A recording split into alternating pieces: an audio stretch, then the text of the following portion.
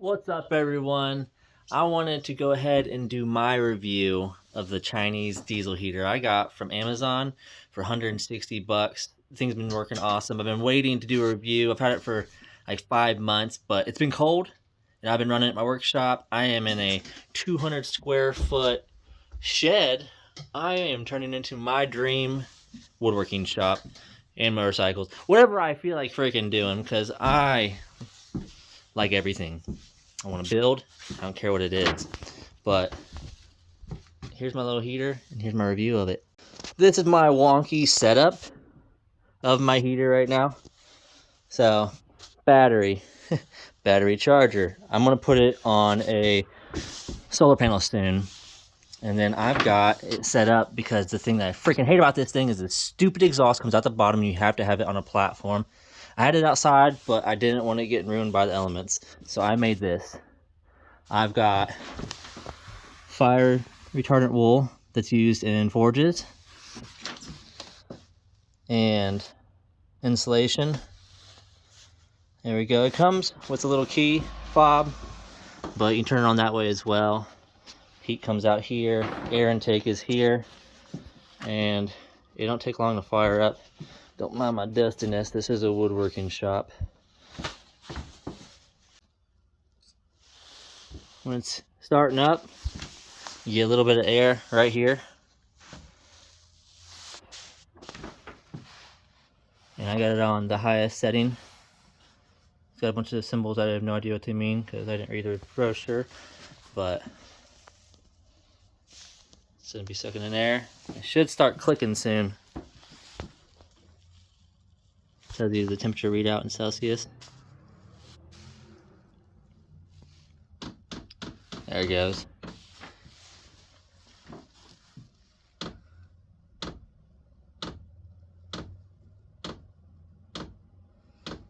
The clicking's gonna get faster and the air's gonna come out faster.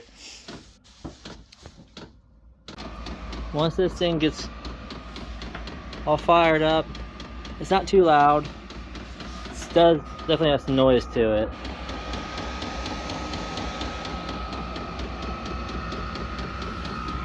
Air intake in the filter.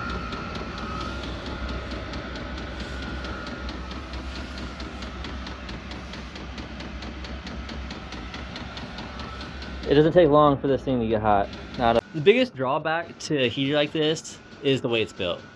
The exhaust on the undercarriage of it, then having to build a platform for it to shoot out to is absolute terrible design. You have to build something for it to work correctly. You can't just put it on a surface because it's going to burn the crap out of it. And what I've heard is if those exhausts are bent up at all, they get condensation and moisture and it messes it up. There's a ton of things that go wrong with this. Low voltage, it wasn't running, so I had to make sure the battery is charged. Gives you a ton of errors and you're like, oh my god, it died. But no, I had to reboot it like 3 times over the course of the past few months to make it work correctly. But it just keeps working, and honestly, if it breaks, just buy another one.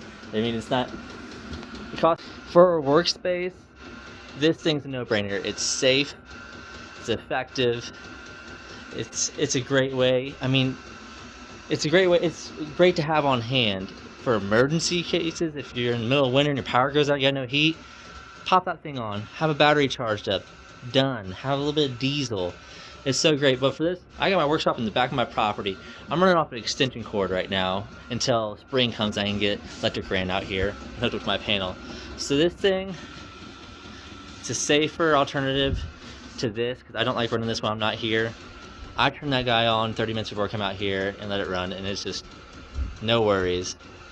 So if you're thinking about getting one of these, just do it. Just do it. If you like this video and you want to see more of what I do, I build stuff for Etsy. I do handyman videos where I go out and just do handyman stuff. That's what I do for a living for myself. And you want to watch me build this little dream shop into something amazing, follow and like.